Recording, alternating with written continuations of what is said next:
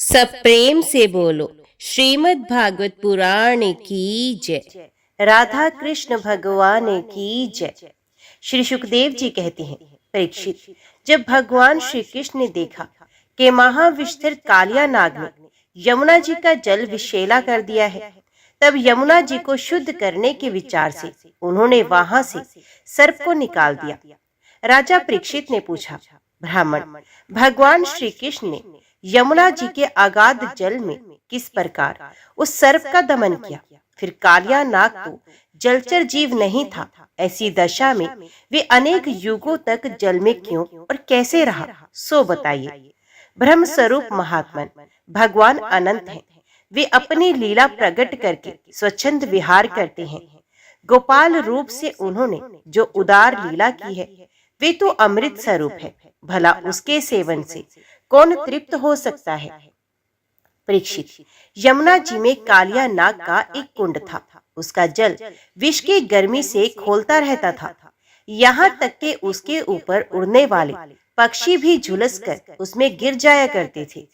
उसके विषैले जल की उत्ताल तरंगों का स्पर्श करके तथा उसकी छोटी छोटी बूंदें लेकर जब वायु बाहर आती और तट के घास पात, वृक्ष, पशु पक्षी आदि का स्पर्श करते, तब वे उसी समय मर जाते थे। भगवान का अवतार तो दुष्टों का दमन करने के लिए ही होता है।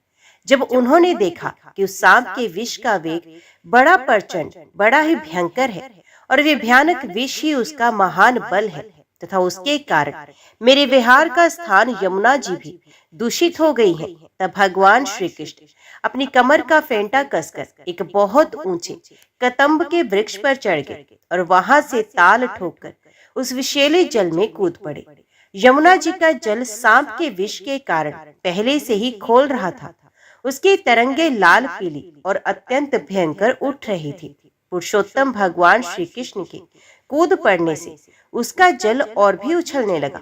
उस समय तो कालिया देह का जल इधर उधर उछलकर 400 हाथ तक फैल गया। अचिंत्य अनंत बलशाली भगवान श्री कृष्ण के लिए इसमें कोई आश्चर्य की बात नहीं है। प्रिय परीक्षित, भगवान श्री कृष्ण कालिया दह में कूदकर अतुल बलशाली मत वाले गजराज के समान जल उछालने लगे। इस प्रकार जल क्रीड़ा करने पर उनकी भुजाओं की टक्कर से जल में बड़े जोर का शब्द होने लगा। आंख से ही सुनने वाले कालिया नाग ने वे आवाज सुनी और देखा कि कोई मेरे निवास स्थान का तिरस्कार कर रहा है। उसे ये सहन नहीं हुआ। वे चिढ़कर भगवान श्री कृष्ण के सामने आ गया। उसने देखा कि सामने एक सांवला सलोना बालक है। वर्षाकालीन मेघ के समान अत्यंत सुकुमार शरीर है। उसमें लगकर आंखें हटने का नाम ही नहीं लेती। उसके वक्षस्थल पर एक सुनहली रेखा श्रीवत्स का चिन्ह है और वे पीले रंग का वस्त्र धारण किए हैं। बड़े मधुर एवं मनोहर मुख पर मंद मंद मुस्कान अत्यंत शोभायमान हो रही है। चरण इतने सुकुमार और सुंदर है मानो कमल की गद्दी हो। इतना आकर्षक रूप होने पर भी जब कालिया नाग ने देखा कि बालक तनिक भी ना डरकर इस विषैले जल में मौज से खेल रहा है, तब उसका क्रोध और भी बढ़ गया। उसने श्री कृष्ण को मर्म स्थानों में डसकर अपने शरीर के बंधन से उन्हें जकड़ लिया। भगवान श्री कृष्ण नागपाश में बंध कर निश्चेष्ट हो गए। ये देखकर उनके प्यारे सखा ग्वाल बाल बहुत ही पीड़ित हुए और उसी समय दुख, पश्चाताप और भय से मूर्छित होकर पृथ्वी पर गिर पड़े, क्योंकि उन्होंने अपने शरीर, सुहृद, धन संपत्ति, स्त्री, पुत्र, भोग और कामनाएं सब कुछ भगवान श्री कृष्ण को ही समर्पित कर रखा था। गाय, बैल, बछिया और बछड़े बड़े दुख से डकराने लगे। श्री कृष्ण की ओर ही उनकी टकटकी बंद रखी थी। वे डरकर इस प्रकार खड़े हो गए मानो रो रहे हो। उस समय उनका शरीर हिलता डोलता तक ना था। इधर ब्रज में पृथ्वी, आकाश और शरीरों में बड़े भयंकर भयंकर तीनों प्रकार के उत्पात खड़े हुए, जो इस बात की सूचना दे रहे थे कि बहुत ही शीघ्र कोई अशुभ घटना घटने वाली है। नंद बाबा आदि गोपों ने पहले तो उन अशकुनों को देखा और पीछे से ये जाना कि आज श्री कृष्ण बिना बलराम के ही गाय चराने चले गए। वे भय से व्याकुल हो गए।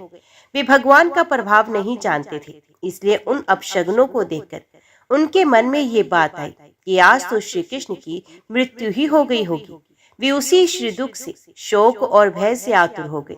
क्यों ना हो, श्री कृष्ण ही उनके प्राण और सर्वस्व जो थे। प्रिय परीक्षित, ब्रज के बालक, वृद्ध और स्त्रियों का स्वभाव गायों जैसा ही वात्सल्यपूर्ण था। वे मन में ऐसी बात आते ही अत्यंत दीन हो गए और अपने प्यारे कन्हैया को देखने की उत्कट लालसा से घर द्वार छोड़कर निकल पड़े। बलराम जी स्वयं भगवान के स्वरूप और सर्वशक्तिमान हैं। उन्होंने जब ब्रजवासियों को इतना कातर और इतना आतुर देखा, तब उन्हें हंसी आ गई, परंतु वे कुछ ना बोले, चुप ही रहे, क्योंकि वे अपने छोटे भाई श्री कृष्ण का प्रभाव भलीभांति जानते थे। ब्रजवासी अपने प्यारे श्री कृष्ण को ढूंढने लगे। कोई अधिक कठिनाई ना हुई, क्योंकि मार्ग में उन्हें भगवान के चरण चिन्ह मिलते जाते थे, जो कमल, अंकुश आदि से युक्त होने के कारण उन्हें पहचान होती जाती थी। इस प्रकार वे यमुना तट की ओर जाने लगे। मार्ग में गौ और दूसरों के चरण चिन्हों के बीच बीच में भगवान के चरण चिन्ह भी दिख जाते थे। उनमें कमल, जो, अंकुश, वज्र और ध्वजा के चिन्ह बहुत ही स्पष्ट थे। उन्हें देखते हुए वे बहुत शीघ्रता से चले। उन्होंने दूर से ही देखा कि कालिया नाग के शरीर से बंधे हुए श्री कृष्ण चेष्टाहीन हो रहे हैं। कुंड के किनारे पर ग्वाल बाल अचेत हुए पड़े हैं और गोए, बैल, बछड़े आदि बड़े आर्त स्वर से डकरा रहे हैं। ये सब देखकर वे सब गोप अत्यंत व्याकुल और अंत में मूर्छित हो गए। गोपियों का मन अनंत गुणागुण निल्य भगवान श्री कृष्ण के प्रेम के रंग में रंगा हुआ था। वे तो नित्य निरंतर भगवान के सुहाग, उनकी मधुर मुस्कान, प्रेम भरी चितवन तथा मीठी वाणी का ही स्मरण करती थी। जब उन्होंने देखा कि हमारे प्रियतम श्याम सुंदर को काले सांप ने जकड़ रखा है, तब तो उनके हृदय में बड़ा ही दुख और बड़ी ही जलन हुई। अपने प्राण वल्लभ जीवन सर्वस्व के बिना उन्हें तीनों लोग सूने दिखने लगे। माता यशोदा तो अपने लाडले लाल के पीछे कालिया दह में कूदने ही जा रही थी, परंतु गोपियों ने उन्हें पकड़ लिया। उनके हृदय में भी वैसी ही पीड़ा थी। उनकी आंखों से भी आंसुओं की झड़ी लगी हुई थी। सबकी आंखों से भी आंसुओं की झड़ी लगी हुई थी। सबकी आंखें श्री कृष्ण के मुख कमल पर लगी थी। जिनके शरीर में चेतना थी, वे ब्रजमोहन श्री कृष्ण की पूतनावत आदि की प्यारी प्यारी ऐश्वर्य लीलाएं कह कहकर यशोदा जी को धीरज बंधाने लगे, किंतु अधिकांश तो मुर्दे की तरह पड़ ही गई थी। नंद बाबा आदि ने जीवन प्राण तो श्री कृष्ण ही थे। वे श्री कृष्ण के लिए कालिया दह में घुसने लगे। ये देखकर श्री कृष्ण का प्रभाव जानने वाले भगवान बलराम जी ने किन्हीं को समझा बुझाकर, किन्हीं को बलपूर्वक और किन्हीं को उनके हृदयों में प्रेरणा करके रोक दिया। ये सांप के शरीर से बंध जाना तो श्री कृष्ण की मनुष्यों जैसी एक लीला थी। जब उन्होंने देखा कि ब्रज के सभी लोग स्त्री और बच्चों के साथ मेरे लिए इस प्रकार अत्यंत दुखी हो रहे हैं और सचमुच मेरे सिवा इनका कोई दूसरा सहारा भी नहीं है, तब वे एक मुहूर्त तक सर्प के बंधन में रहकर बाहर निकल आए। भगवान श्री कृष्ण ने उस समय अपना शरीर फुलाकर खूब मोटा कर लिया। इससे सांप का शरीर टूटने लगा। वे अपना नागपाश छोड़कर अलग खड़ा हो गया और क्रोध से आग बबूला हो अपने फण ऊंचा करके फुफकार मारने लगा। घात मिलते ही श्री कृष्ण पर चोट करने के लिए वे उनकी ओर टकटकी लगाकर देखने लगा। उस समय उसके नथुनों से विष की फुहारें निकल रही थी। उसकी आंखें स्थिर थी और इतनी लाल हो रही थी मानो भट्टी पर तपाया हुआ खपड़ा हो। उसके मुंह से आग की लपटें निकल रही थी। उस समय कालिया नाग अपनी दोहरी जीभ लप लपाकर अपने होठों के दोनों किनारों को चाट रहा था और अपनी कराल आंखों से विष की ज्वाला उगलता जा रहा था। अपने वाहुन गरुड़ के समान भगवान श्री कृष्ण उसके साथ खेलते हुए पैतरा बदलने लगे और वे सांप भी उन पर चोट करने का दाव देखता हुआ पैतरा बदलने लगा। इस प्रकार पैतरा बदलते बदलते उसका बल क्षीण हो गया। तब भगवान श्री कृष्ण ने उसके बड़े बड़े सिरों को तनिक दबा दिया और उछलकर उन पर सवार हो गया। कालिया नाग के मस्तकों पर बहुत सी लाल लाल मणियां थी। उनके स्पर्श से भगवान के सुकुमार तलुओं की लालिमा और भी बढ़ गई। नृत्य, गान आदि समस्त कलाओं के आदि प्रवर्तक भगवान श्री कृष्ण उसके सिरों पर कलापूर्ण नृत्य करने लगे। भगवान के प्यारे भक्त गंधर्व, सिद्ध, देवता, चारण और देवांगनाओं ने जब ये देखा कि भगवान नृत्य करना चाहते हैं, तब वे बड़े प्रेम से मृदंग, ढोल, नगारे आदि बाजे बजाते हुए, सुंदर सुंदर गीत गाते हुए, पुष्पों की वर्षा करते हुए, अपने को निशावर करते हुए, भेंट ले लेकर उसी समय भगवान के पास आ पहुंचे। कालिया नाग के 101 सिर थे। वे अपने सिर को नहीं झुकाता था। उसी को प्रचंड दंडधारी भगवान अपने पैरों की चोट से कुचल डालते।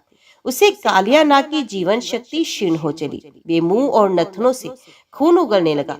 अंत में चक्कर काटते काटते वे बेहोश हो गया। तनिक भी चेत होता तो वे अपनी आंखों से विष उगलने लगता और क्रोध के मारे जोर जोर से फुफकार मारने लगता। इस प्रकार वे अपने सिरों में से जिस सिर को ऊपर उठाता, उसी को नाचते हुए भगवान श्री कृष्ण अपने चरणों की ठोक से झुकाकर रोंद डालते। उस समय पुराण पुरुषोत्तम भगवान श्री कृष्ण के चरणों पर जो खून की बूंदें पड़ती थी, उनसे ऐसा मालूम होता था मानो रक्त पुष्पों से उनकी पूजा की जा रही हो। भगवान के इस अद्भुत तांडव नृत्य से कालिया के फण रूप छत्ते छिन्न भिन्न हो गए। उसका एक एक अंग चूर चूर हो गया और मुंह से खून की उल्टी होने लगी। अब उसे सारे जगत के आदि शिक्षक पुराण पुरुष भगवान नारायण की स्मृति हुई।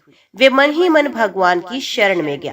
भगवान श्री कृष्ण के उदर में संपूर्ण विश्व है, इसलिए उनके भारी बोझ से कालिया नाग के शरीर की एक एक गांठ ढीली पड़ गई। उनकी एड़ियों की चोट से उसके शस्त्र के समान फण छिन्न भिन्न हो गए। अपने पति की ये दशा देखकर उसकी पत्नियां भगवान की शरण में आई। वे अत्यंत आतुर हो रही थी। भय के मारे उनके वस्त्र आभूषण अस्त व्यस्त हो रहे थे और केश की चोटियां भी बिखर रही थी। उस समय उन साध्वी नागपत्नियों के चित्त में बड़ी घबराहट थी। अपने बालकों को आगे करके वे पृथ्वी पर लौट गए और हाथ जोड़कर उन्होंने समस्त प्राणियों के एकमात्र स्वामी भगवान श्री कृष्ण को प्रणाम किया। भगवान श्री कृष्ण को शरणागत वत्सल जानकर अपने अपराधी पति को छुड़ाने की इच्छा से उन्होंने उनकी शरण ग्रहण की। नागपत्नियों ने कहा, हे प्रभु, आपका ये अवतार ही दुष्टों को दंड देने के लिए हुआ है, इसलिए इस अपराधी को दंड देना सर्वथा उचित है। आपकी दृष्टि में शत्रु और पुत्र का कोई भेदभाव नहीं है, इसलिए आप जो किसी को दंड देते हैं वे उसके पापों का प्रायश्चित कराने और उसका परम कल्याण करने के लिए ही होता है। आपने हम लोगों पर ये बड़ा ही अनुग्रह किया। ये तो आपका कृपा प्रसाद ही है, क्योंकि आप जो दुष्टों को दंड देते हैं उससे उनके सारे पाप नष्ट हो जाते हैं। इस सर्प के अपराधी होने में तो कोई संदेह ही नहीं। यदि ये अपराधी ना होता तो इसे सर्प की योनि ही क्यों मिलती। इसलिए हम सच्चे हृदय से आपके इस क्रोध को भी आपका अनुग्रह ही समझते हैं। अवश्य ही पूर्व जन्म में इसने स्वयं मान रहित होकर और दूसरों का सम्मान करते हुए कोई बहुत बड़ी तपस्या की है, अथवा सब जीवों पर दया करते हुए इसने कोई बहुत बड़ा धर्म किया है। तभी तो आप इसके ऊपर संतुष्ट हुए हैं, क्योंकि सर्व जीवन स्वरूप आपकी प्रसन्नता का यही उपाय है। भगवत, हम नहीं समझ पाती कि ये इसकी किस साधना का फल है जो ये आपके चरण कमलों की धूल का स्पर्श पाने का अधिकारी हुआ है। आपके चरणों की रज इतनी दुर्लभ है कि उसके लिए आपकी अर्धांगिनी लक्ष्मी जी को भी बहुत दिनों तक समस्त भोगों का त्याग करके नियमों का पालन करते हुए तपस्या करनी पड़ी थी। प्रभु, जो आपके चरणों की धूल की शरण ले लेते हैं वे भक्तजन स्वर्ग का राज्य या पृथ्वी की बादशाही नहीं चाहते। ना वे रसातल का राज्य चाहते हैं, ना तो ब्रह्मा का पद ही लेना चाहते हैं। उन्हें अणिमादि योग सिद्धियों की भी चाह नहीं होती। यहाँ तक कि वे जन्म मृत्यु से छुड़ाने वाले कैवल्य मोक्ष की भी इच्छा नहीं करते। स्वामी, ये नागराज तमोगुण योनि में उत्पन्न हुआ है और अत्यंत क्रोधी भी है। फिर भी इसे आपकी वे पवित्र परम पवित्र चरण रज प्राप्त हुई, जो दूसरों के लिए सर्वथा दुर्लभ है तथा जिसको प्राप्त करने की इच्छा मात्र से ही संसार चक्र में पड़े हुए जीव को संसार के वैभव संपत्ति की तो बात ही क्या, मोक्ष की भी प्राप्ति हो जाती है। प्रभु, हम आपको प्रणाम करती हैं। आप अनंत एवं अचिंत ऐश्वर्य के नित्य निधि हैं। आप सबके अंतकरणों में विराजमान होने पर भी अनंत हैं। आप समस्त प्राणियों और पदार्थों के आश्रय तथा सब पदार्थों के रूप में भी विद्यमान हैं। आप प्रकृति से परे स्वयं परमात्मा है। आप सब प्रकार के ज्ञान और अनुभवों के खजाने हैं। आपकी महिमा और शक्ति अनंत है। आपका स्वरूप अप्राकृतिक दिव्य चिन्ह में है। प्राकृतिक गुणों एवं विकारों का आप कभी स्पर्श नहीं करते। आप ही ब्रह्मा है। हम आपको नमस्कार कर रही हैं। आप प्रकृति में शोभ उत्पन्न करने वाले काल हैं। काल शक्ति के आश्रय हैं और काल के क्षणकल्प आदि समस्त अवयव के साक्षी हैं। आप विश्व रूप होते हुए भी उससे अलग रहकर उसके दृष्टा है। आप उसके बनाने वाले निमित्त कारण तो हैं ही, उसके रूप में बनने वाले उपादान कारण भी हैं। प्रभु, पंचभूत उसकी मात्राएं, इंद्रियां, प्राण, मन, बुद्धि और इन सब का खजाना चित्त, ये सब आप ही हैं। तीनों गुण और उनके कार्यों में होने वाले अभिमान के द्वारा आपने अपने साक्षात्कार को छिपा रखा है। आप देश, काल और वस्तुओं की सीमा से बाहर अनंत है, सूक्ष्म से भी सूक्ष्म और कार्य कारणों के समस्त विकारों में भी एक रस विकार रहित और सर्वज्ञ है। ईश्वर है कि नहीं है, सर्वज्ञ है कि अल्पज्ञ इत्यादि इनके मतभेदों के अनुसार आप उन मतवादियों को उन्हीं उन्हीं रूपों में दर्शन देते हैं। समस्त शब्दों के अर्थ के रूप में तो आप हैं ही, शब्दों के रूप में भी हैं तथा उन दोनों का संबंध जोड़ने वाली शक्ति भी आप ही हैं। हम आपको नमस्कार करती हैं। प्रयक्ष, अनुमान आदि जितने भी प्रमाण हैं उनको प्रमाणित करने वाले मूल आप ही हैं। समस्त शास्त्र आपसे ही निकले हैं और आपका ज्ञान स्वयं सिद्ध है। आप ही मन को लगाने की विधि के रूप में और उसको सब कहीं से हटा लेने की आज्ञा के रूप में प्रवृत्ति मार्ग और निर्वृत्ति मार्ग है। इन दोनों के मूल वेद भी स्वयं आप ही हैं। हम आपको बारंबार नमस्कार करती हैं। आप शुद्ध सत्य में वसुदेव के पुत्र वासुदेव, संघर्षण एवं प्रद्युम्न और अनिरुद्ध भी हैं। इस प्रकार चतुर्व्यूह के रूप में आप भक्तों तथा यादवों के स्वामी हैं। श्री कृष्ण, हम आपको नमस्कार करती हैं। आप अंतकरण और उसकी वृत्तियों के प्रकाशक और उन्हीं के द्वारा अपने आप को ढक रखते हैं। उन अंतकरण और वृत्तियों के द्वारा ही आपके स्वरूप का कुछ कुछ संकेत भी मिलता है। आप उन गुणों और उनकी वृत्तियों के साक्षी तथा स्वयं प्रकाश है। हम आपको नमस्कार करती हैं। आप मूल प्रकृति में नित्य विहार करते रहते हैं। समस्त स्थूल और सूक्ष्म जगत की सिद्धि आपसे ही होती है। ऋषिकेश, आप मननशील आत्माराम हैं। मौन ही आपका स्वभाव है। आपको नमस्कार है। आप स्थूल सूक्ष्म समस्त गतियों के जानने वाले तथा सबके साक्षी हैं। आप नाम रूपात्मक विश्व प्रपंच के निषेध की अवधि तथा उसके अधिष्ठान होने के कारण विश्व रूप भी हैं। आप विश्व के अध्यास तथा अपवाद साक्षी हैं एवं अज्ञान के द्वारा उसके सत्य भ्रांति एवं स्वरूप ज्ञान के द्वारा उसके आत्यंत निर्वृत्ति के भी कारण है। आपको हमारा नमस्कार है। प्रभु, यद्यपि वर्तकर्तापन न होने के कारण आप कोई भी कर्म नहीं करते, निष्क्रिय हैं, तथापि अनादि काल शक्ति को स्वीकार करके प्रकृति के गुणों के द्वारा आप इस विश्व की उत्पत्ति, स्थिति और प्रलय की लीला करते हैं। क्योंकि आपकी लीलाएं अमोघ है, आप सत्य संकल्प हैं, इसलिए जीवों के संस्कार रूप से छिपे हुए स्वभावों को अपनी दृष्टि से जागृत कर देते हैं। त्रिलोकी में 3 प्रकार की योनियां हैं: सत्व गुण प्रधान शांत, रजोगुण प्रधान अशांत और तमोगुण प्रधान मूढ़। वे सब की सब आपकी लीला मूर्तियां हैं। फिर भी इस समय आपको सत्व गुण प्रधान शांत जन ही विशेष प्रिय है, क्योंकि आपका ये अवतार और ये लीलाएं साधु जनों की रक्षा तथा धर्म की रक्षा एवं विस्तार के लिए ही है। शांत मन स्वामी को एक बार अपनी प्रजा का अपराध सह लेना चाहिए। ये मूढ़ है, आपको पहचानता नहीं है, इसलिए इसे क्षमा कर दीजिए। भगवान कृपा कीजिए, अब ये सर्प मरने ही वाला है। साधु पुरुष सदा से ही अब हम अबलाओं पर दया करते आए हैं, अतः आप हमें हमारे प्राण स्वरूप पतिदेव को दे दीजिए। हम आपकी दासी हैं, हमें आप आज्ञा दीजिए, आपकी क्या सेवा करें, क्योंकि जो श्रद्धा के साथ आपकी आज्ञाओं का पालन, आपकी सेवा करता है, वे सब प्रकार के भयों से छुटकारा पा जाता है। परीक्षित, भगवान के चरणों की ठोकरों से कालिया नाग के फण छिन्न भिन्न हो गए थे। वे बेसुध हो रहा था। जब नाग पत्नियों ने इस प्रकार भगवान की स्तुति की, तब उन्होंने दया करके उसे छोड़ दिया। धीरे धीरे कालिया नाग की इंद्रियों और प्राणों में कुछ कुछ चेतना आ गई। वे बड़ी कठिनता से श्वास लेने लगा और थोड़ी देर के बाद बड़ी दीनता से हाथ जोड़कर भगवान श्री कृष्ण के इस प्रकार कहने लगा। कालिया नाग ने कहा, हे नाथ, हम जन्म से ही दुष्ट, तमोगुणी और बहुत दिनों के बाद भी बदला लेने वाले बड़े क्रोधी जीव हैं। जीवों के लिए अपना स्वभाव छोड़ देना बहुत कठिन है। इसी के कारण संसार के लोग नाना प्रकार के दुराग्रहों में फंस जाते हैं। विश्व विधाता, आपने ही गुणों के भेद, इस जगत में नाना प्रकार के स्वभाव, वीर, बल, योनि, बीज, चित्त और आकृतियों का निर्माण किया है। भगवत, आपकी ही सृष्टि में हम सर्प भी हैं।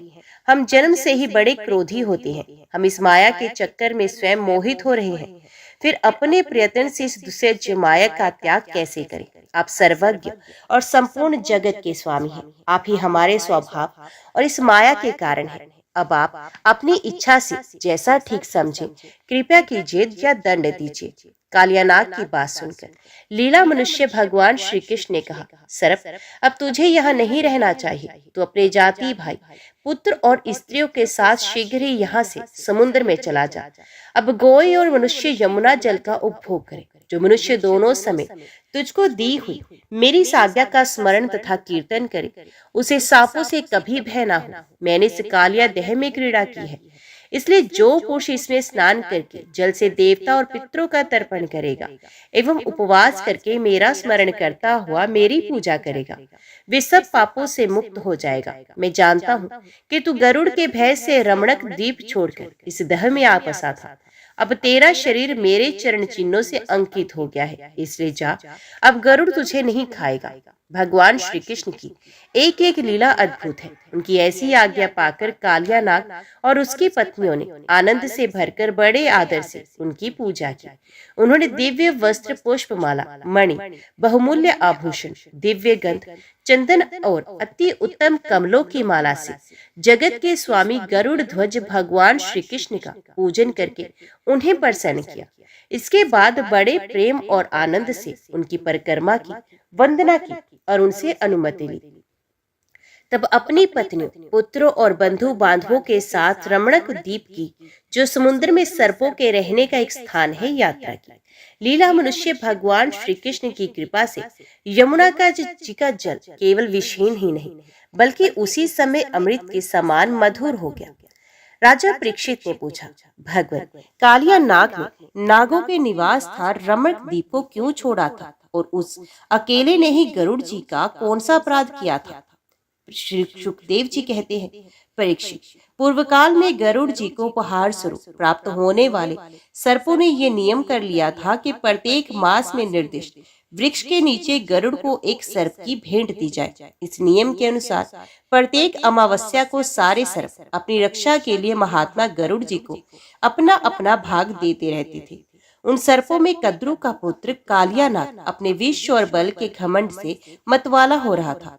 उसने गरुड़ का तिरस्कार करके स्वयं तो बलि देना दूर रहा, दूसरे सांप जो गरुड़ को बलि देते उसे भी खा लेता था। परीक्षित ये सुनकर भगवान के प्यारे पार्षद शक्तिशाली गरुड़ को बड़ा क्रोध आया, इसलिए उन्होंने कालिया नाग को मार डालने के विचार से बड़े वेग से उस पर आक्रमण किया।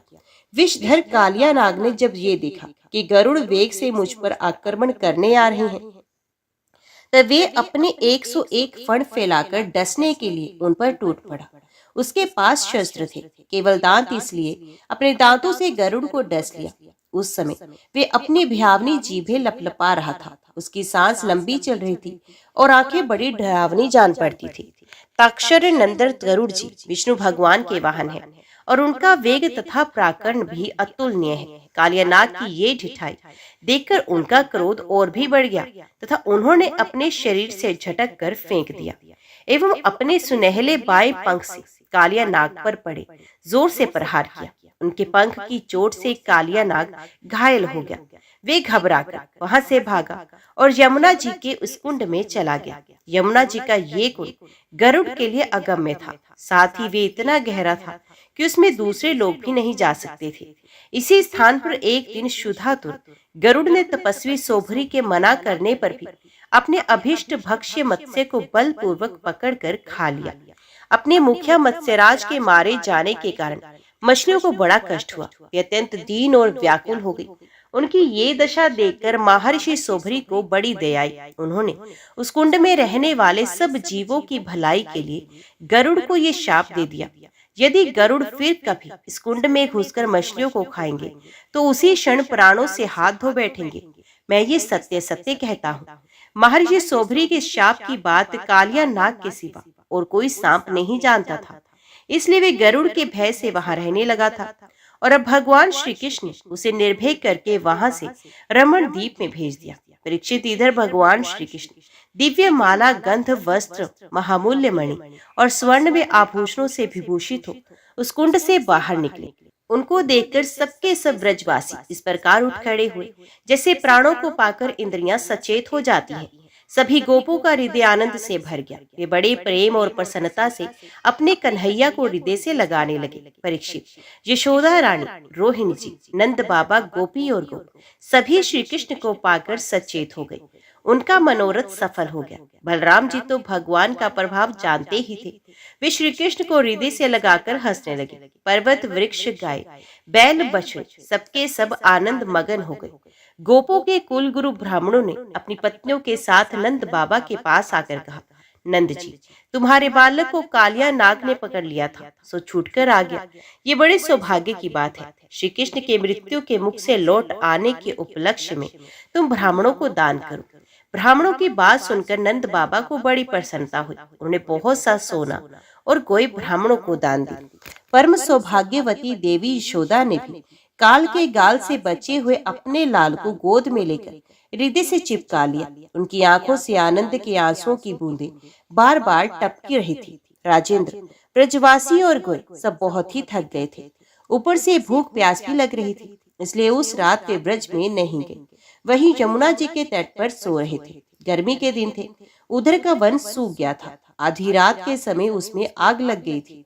उस आग ने सोए हुए ब्रजवासियों को चारों ओर से घेर लिया और वे उन्हें जलाने लगी। आग की आंच लगने पर ब्रजवासी घबराकर उठ खड़े हुए और लीला मनुष्य भगवान श्री कृष्ण की शरण में चले गए।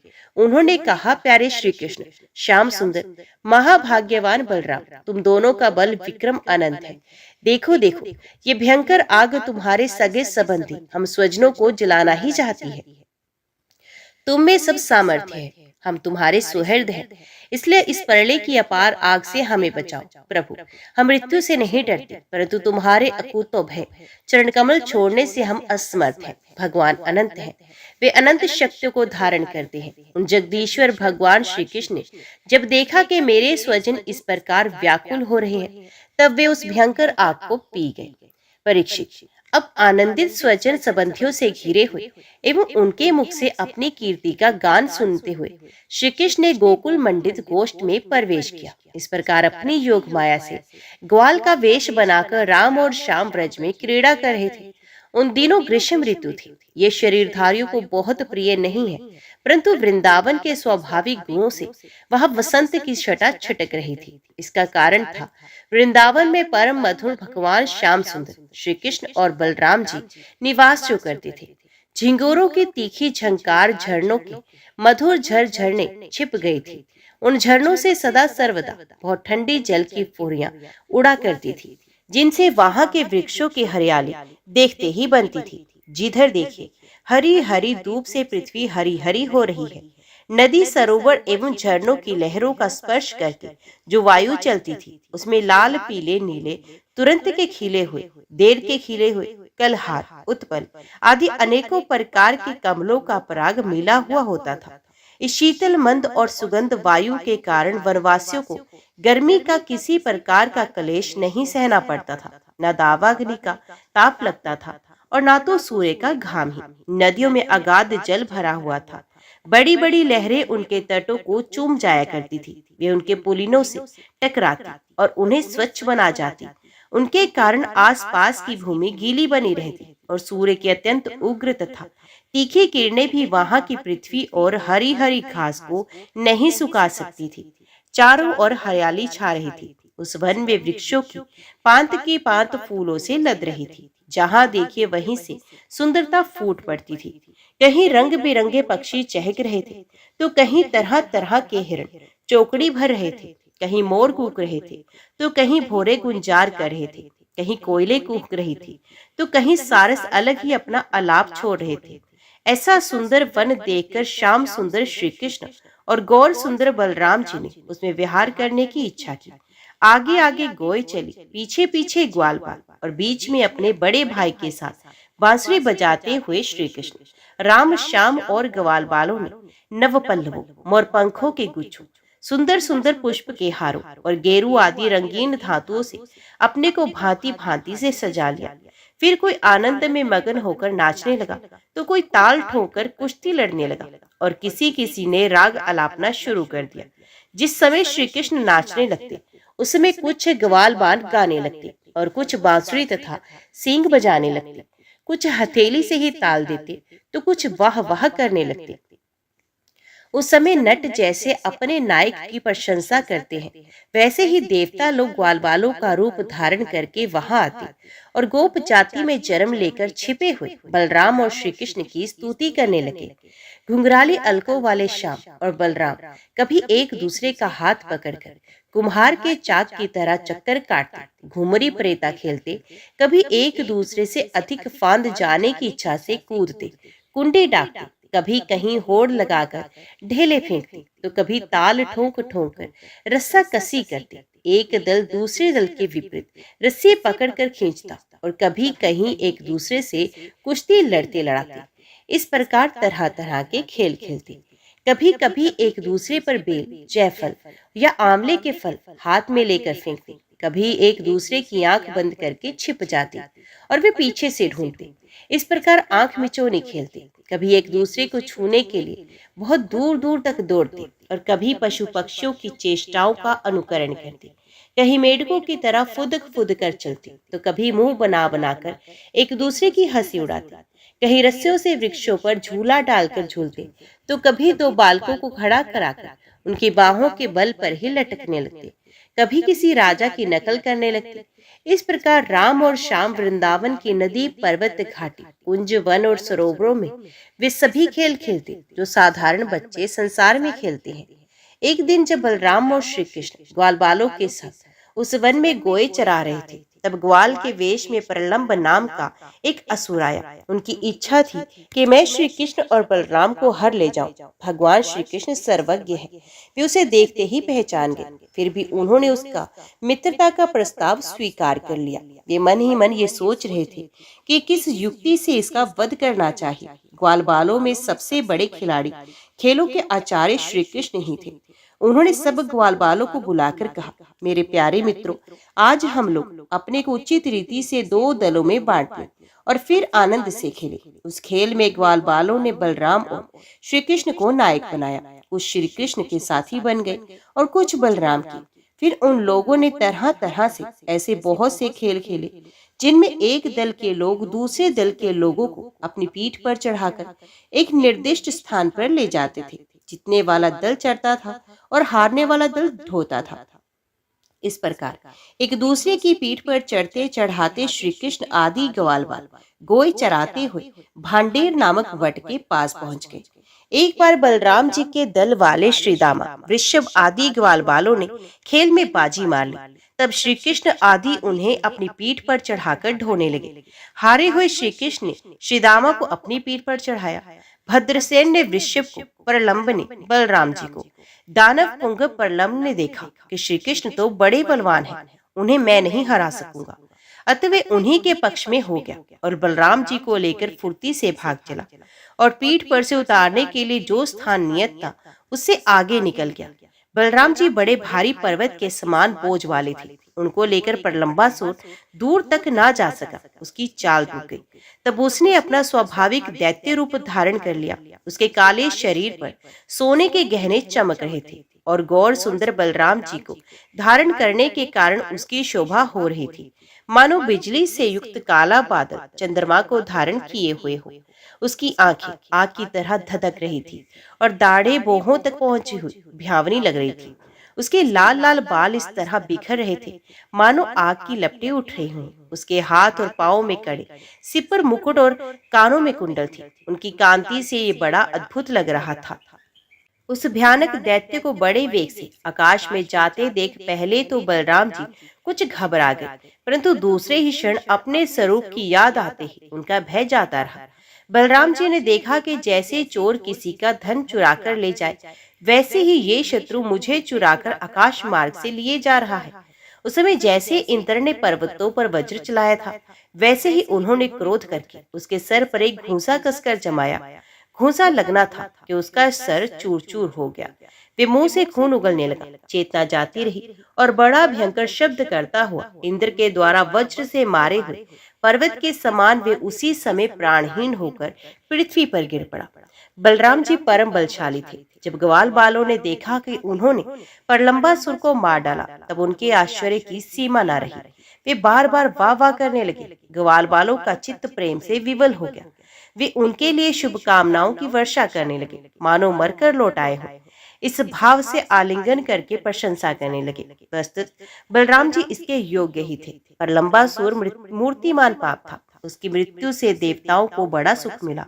वे बलराम जी पर फूल बरसाने लगे और बहुत अच्छा किया, बहुत अच्छा किया, इस प्रकार कहकर उनकी प्रशंसा करने लगे।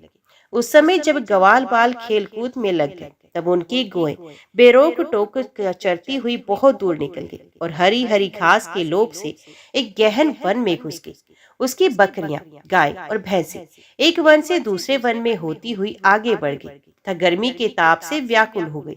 वे बेसुध सी होकर अंत में डकराती हुई मुजावटी में घुस गई। जब श्री कृष्ण, बलराम आदि ग्वाल बालों ने देखा कि हमारे पशुओं का तो कहीं पता ठिकाना नहीं है, तब उन्हें अपने खेल कूद पर बड़ा पछतावा हुआ और वे बहुत कुछ खोजबीन करने पर भी अपनी गौ का पता ना लगा सके। गोए ही तो ब्रजवासियों की जीविका का साधन थी। उनके नाम मिलने से वे अचेत हो रहे थे।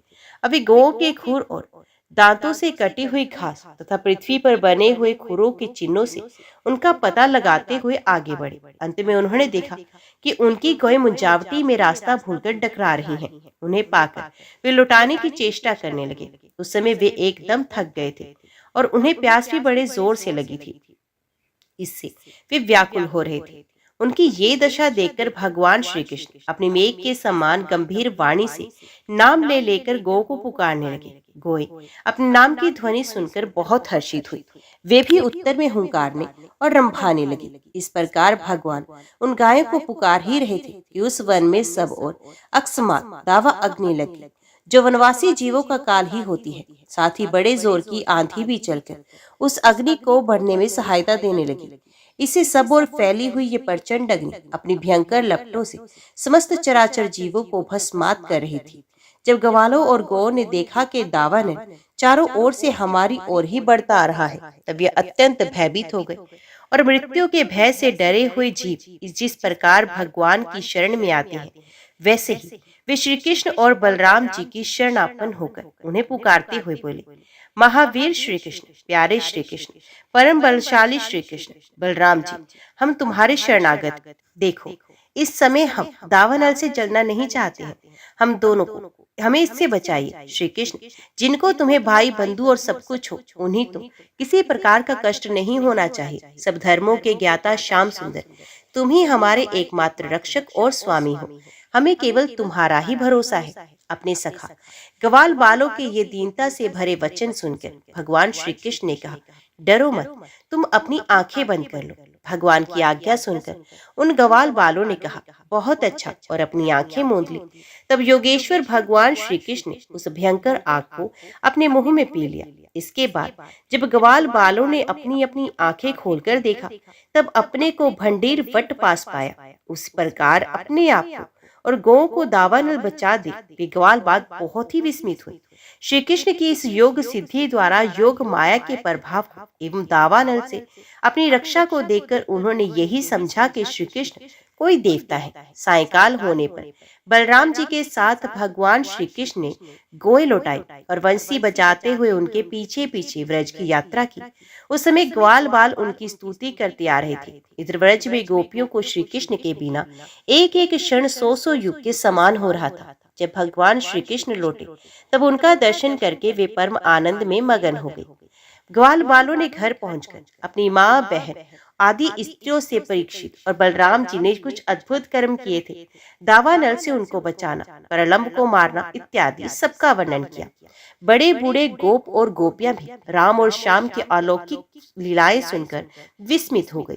वे सब ऐसा मानने लगे कि श्री कृष्ण और बलराम के वेश में कोई बहुत बड़े देवता ही व्रज में पधारे हैं। इसके बाद वर्षा ऋतु का शुभ आगमन हुआ। इस ऋतु में सभी प्रकार के प्राणियों की बढ़ती हो जाती है। उस समय सूर्य और चंद्रमा पर बार बार प्रकाश में मंडल बैठने लगे। बादल, वायु, चमक, कड़क आदि से आकाश शुद्ध सा दिखने लगा। आकाश में नीले और घने बादल घिराते, बिजली कांधने लगती, बार बार गड़गड़ाहट सुनाई पड़ती। सूर्य, चंद्रमा और तारे ढके रहते। इससे आकाश की ऐसी शोभा होती जैसे ब्रह्म स्वरूप होने पर भी गुणों से ढक जाने पर जीव की होती है। सूर्य ने राजा की तरह पृथ्वी रूप प्रजा से 8 महीने तक जल का ग्रहण किया था। अब समय आने पर वे अपनी किरणकरों से फिर उसे बांटने लगे। जैसे दयालु पुरुष जब देखते हैं कि प्रजा बहुत पीड़ित हो रही है, तब ये दया परवश होकर अपने जीवन प्राण तक निशावर कर देते हैं। वैसे ही बिजली की चमक से शोभायमान घनघोर बादल तेज हवा की प्रेरणा से प्राणियों के कल्याण के लिए अपने जीवन स्वरूप जल को बरसाने लगे। जेठ आषाढ़ की गर्मी से पृथ्वी सूख गई थी। अब वर्षा के जल से सिंचकर वे फिर हरी भरी हो गई। जैसे सकाम भाव से तपस्या करते समय पहले तो शरीर दुर्बल हो जाता है, परंतु जब उसका फल मिलता है तब हृष्ट पुष्ट हो जाता है।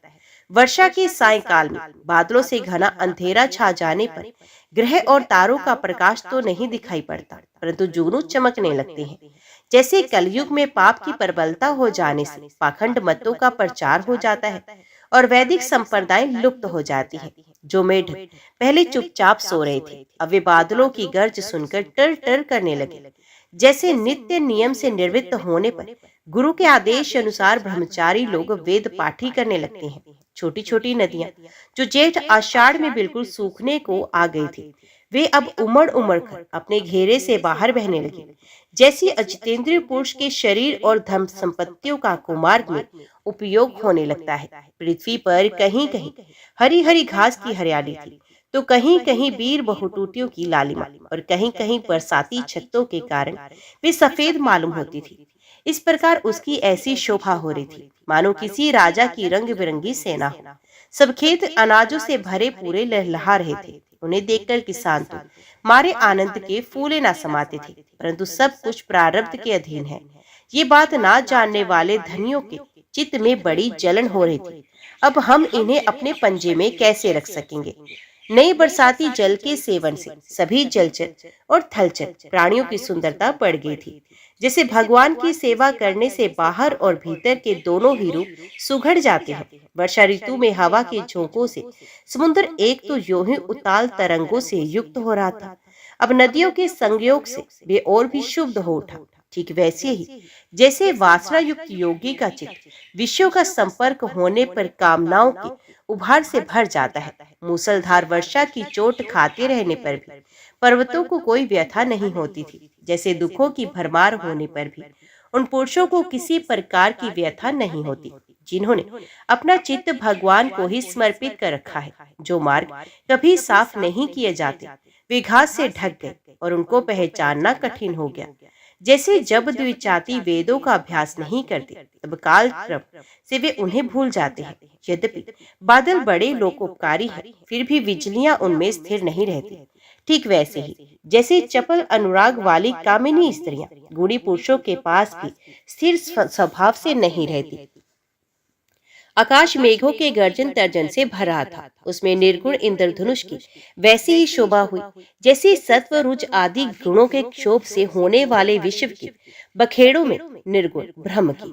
यद्यपि चंद्रमा की उज्जवल चांदनी से बादलों का पता चलता था, फिर भी उन बादलों ने ही चंद्रमा को ढककर शोभाहीन बना दिया था।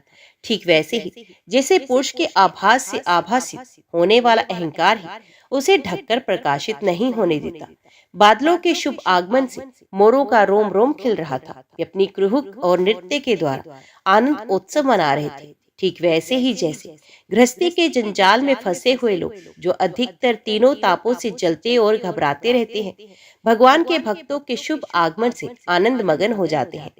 जो वृक्ष जेठ आषाढ़ में सूख गए थे, वे अब अपनी जड़ों से जल पीकर पत्ते, फूल तथा डालियों से खूब सज धज गए। जैसे सकाम भाव से तपस्या करने वाले पहले तो दुर्बल हो जाते हैं, परंतु कामना पूरी होने पर मोटे तगड़े हो जाते हैं। तालाबों के तट कांटे, कीचड़ और जल के बहाव के कारण प्राय अशांत ही रहते थे, परंतु सारस एक क्षण के लिए भी उन्हें नहीं छोड़ते थे। ऐसे अशुद्ध हृदय वाले विषयी पुरुष कामधंधों के झंझट से कभी छुटकारा नहीं पाते, फिर भी घरों में ही पड़े रहते हैं। वर्षा ऋतु में इंद्र की प्रेरणा से मूसलधार वर्षा होती है। इससे नदियों के बांध और खेतों की मेंढे टूट फूट जाती हैं। जैसे कलयुग में पाखंडियों के तरह तरह के मिथ्या मतवादों से वैदिक मार्ग की मर्यादा ढीली पड़ जाती है। वायु की प्रेरणा से घने बादल प्राणियों के लिए अमृत में जल की वर्षा करने लगते हैं। जैसे ब्राह्मणों की प्रेरणा से धनी लोग समय समय पर दान के द्वारा प्रजा की अभिलाषाएं पूर्ण करते हैं। वर्षा ऋतु में वृंदावन इसी प्रकार शोभायमान और पके हुए खजूर तथा जामुनों से भर रहा था। उसी वन में विहार करने के लिए श्याम और बलराम ने ग्वाल बाल और गोए के साथ प्रवेश किया। गोए अपने थनों के भारी भार के कारण बहुत ही धीरे धीरे चल रही थी। जब भगवान श्री कृष्ण उनका नाम लेकर पुकारते, तब वे प्रेम परवश जल्दी जल्दी दौड़ती। उस समय उनके थनों से दूध की धारा गिरती जाती। भगवान ने देखा कि वनवासी भील और भीलनियां आनंद मगन है। वृक्षों की पंक्तियां मधुधारा उड़ेल रही हैं। पर्वतों से झरझर करते हुए झरने झर रहे हैं। उनकी आवाज बड़ी सुरीली जान पड़ती है और साथ ही वर्षा होने पर छिपने के लिए बहुत सी गुफाएं भी हैं। जब वर्षा होने लगती, तब श्री कृष्ण कभी किसी वृक्ष की गोद में या खोड़र में जाकर छिप जाते, कभी कभी किसी गुफा में जा बैठते और कभी कंद मूल फल खाकर ग्वालों के साथ खेलते रहते। कभी जल के पास ही किसी चट्टान पर बैठ जाते और बलराम जी तथा ग्वाल बालों के साथ मिलकर घर से लाया हुआ दही, भात, दाल, शाक आदि के साथ खाते। वर्षा ऋतु में बैल, बछड़े और थनों के भारी भार से थकी हुई गोई थोड़ी ही देर में भरपेट घास चर लेती और हरी भरी घास पर बैठकर ही आंख मूंदकर जुगाली करती। वर्षा ऋतु की सुंदरता अपार थी। वे सभी प्राणियों को सुख पहुंचा रही थी। इसमें संदेह नहीं कि वे ऋतु गाय, बैल, बछड़े सबके सब भगवान की लीला के ही विलास थे। फिर भी उन्हें देखकर भगवान बहुत प्रसन्न होते और बार बार प्रशंसा करते। इस प्रकार श्याम और बलराम बड़े आनंद से ब्रज में निवास कर रहे थे। इसी समय वर्षा बीतने पर शरद ऋतु आ गई। अब आकाश में बादल नहीं रहे, जल निर्मल हो गया। वायु बड़ी धीमी गति से चलने लगी। शरद ऋतु में कमलों की उत्पत्ति से जलाशयों के जल ने अपनी सहज स्वच्छता प्राप्त कर ली। ठीक वैसे ही जैसे योग भ्रष्ट पुरुषों का चित्त फिर से योग का सेवन करने से निर्मल हो जाता है। शरद ऋतु ने आकाश के बादल, वर्षा काल के बड़े हुए जीव, पृथ्वी की कीचड़ और जल के मटमैलेपन को नष्ट कर दिया। जैसे भगवान की भक्ति ब्रह्मचारी, गृहस्थ, वानप्रस्थ और सन्यासियों के सब प्रकार के कष्टों और अशुभों का झटपट नाश कर देती है। बादल अपने सर्वस्व जल का दान करके उज्जवल कांति से सुशोभित होने लगे। ठीक वैसे ही जैसे लोक परलोक, स्त्री पुत्र और धन संपत्ति संबंधी चिंता और कामनाओं का परित्याग कर देने पर संसार के बंधन से छूटे हुए परम शांत सन्यासी शोभायमान होते हैं। अब पर्वतों से कहीं कहीं झरने हिरते हैं और कहीं कहीं वे अपने कल्याणकारी जल को भी बहाते हैं। जैसे ज्ञानी पुरुष समय पर अपने अमृत में ज्ञान का दान किसी अधिकारी को कर देते हैं और किसी किसी को नहीं भी करते। छोटे छोटे गड्ढों में भरे हुए जल के जलचर ये नहीं जानते कि इस गड्ढे का जल दिन पर दिन सूखता जा रहा है। जैसे कुटुंब के भरण पोषण में भूले हुए मूड ये नहीं जानते कि हमारी आयु क्षण क्षण क्षीण हो रही है। थोड़े जल में रहने वाले प्राणियों को शरदकालीन सूर्य की प्रखर किरणों से बड़ी पीड़ा होने लगी। जैसे अपनी इंद्रियों के वश में रहने वाले कृपण एवं दरिद्र कुटुंबी को तरह तरह के ताप सताते ही रहते हैं। पृथ्वी धीरे धीरे अपना कीचड़ छोड़ने लगी और घास पात धीरे धीरे अपनी कचाई छोड़ने लगी। ठीक वैसे ही जैसे विवेक संपन्न साधक धीरे धीरे शरीर आदि अनात्म पदार्थों में से ये मैं हूँ और ये मेरा है, ये अहंता और महंता छोड़ देते हैं। शरद ऋतु में समुद्र का जल स्थिर, गंभीर और शांत हो गया। जैसे मन के निसंकल्प हो जाने पर आत्माराम पुरुष कर्मकांड का झमेला छोड़कर शांत हो जाता है।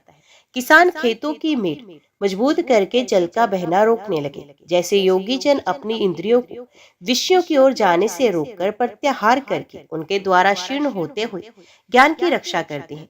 शरद ऋतु में दिन के समय बड़ी कड़ी धूप होती, लोगों को बहुत कष्ट होता, परंतु चंद्रमा रात्रि एक समय लोगों का सारा संताप वैसे ही हर लेते जैसे देह अभिमान से होने वाले दुख को ज्ञान और भगवत विग्रह से होने वाली गोपियों के दुख को श्री कृष्ण नष्ट कर देते हैं। जैसे वेदों के अर्थ को स्पष्ट रूप से जानने वाला सत्व गुणी चित्त अत्यंत शोभायमान होता है, वैसे ही शरद ऋतु में रात के समय मेघों से रहित निर्मल आकाश तारों की ज्योति में जगमगाने लगता है। जैसे पृथ्वी तल में यदुवंशियों के बीच यदुपति भगवान श्री कृष्ण की शोभा होती है, वैसे ही आकाश में तारों के बीच पूर्ण चंद्रमा सुशोभित होने लगा। फूलों से लदे हुए वृक्ष और लताओं में होकर बड़ी ही सुंदर वायु बहती, वे ना अधिक ठंड होती और ना ही गर्म। उस वायु के स्पर्श से सब लोगों की जलन तो मिट जाती, परंतु गोपियों की जलन और भी बढ़ जाती, क्योंकि उनका चित्त उनके हाथ में नहीं था, श्री कृष्ण ने उसे चुरा लिया था। शरद ऋतु में गोए, हिरनिया, चिड़िया और नारियां ऋतुमती संतान उत्पत्ति की कामना से युक्त हो गई तथा सांड, हिरण, पक्षी और पुरुष उनका अनुसरण करने लगे। ठीक वैसे ही जैसे समर्थ पुरुष के द्वारा की हुई क्रियाओं का अनुसरण उनके फल करते हैं, जैसे राजा के शुभ आगमन से डाकू, चोरों के सिवा और सब लोग निर्भय हो जाते हैं, वैसे ही सूर्योदय के कारण कुमुदनी, ये अतिरिक्त और सभी प्रकार के कमल खिल गए।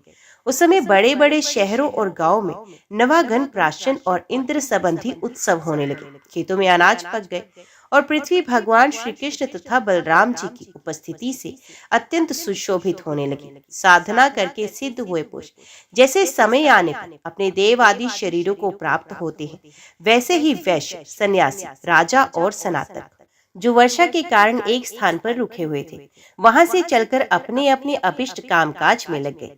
ओम नमो भगवते वासुदेवाय नमः। आज की वीडियो में इतना ही। उम्मीद करती हूँ वीडियो आपको पसंद आई होगी। वीडियो पसंद आई हो तो वीडियो को लाइक और चैनल को सब्सक्राइब जरूर कीजिएगा। जय श्री कृष्णा लिखकर कमेंट बॉक्स में अपनी हाजिरी और अपने सुझाव देना ना भूलेगा। तो मिलती है अगली कथा अगली वीडियो के साथ। तब तक के लिए देखते व सुनते रहिए। जय मां कंजर, जय माता दी।